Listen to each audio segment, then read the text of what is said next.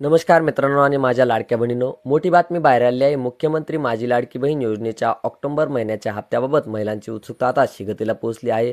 तरी सरकारकडून नव्या अपडेटची माहिती समोर आली आहे. या योजनेअंतर्गत पात्र महिलांना दर महिन्याला 1500 रुपये थेट आर्थिक भत्ता दिला जातो.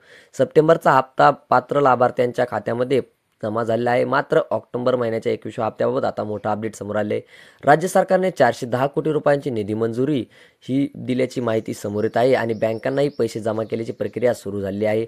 त्यामुळे पुढील आठवड्यात 25 ऑक्टोबर ते 31 ऑक्टोबर दरम्यान महिलांच्या खात्यामध्ये ऑक्टोबरचा हप्ता जमा होण्याची शक्यता वर्तवली आहे.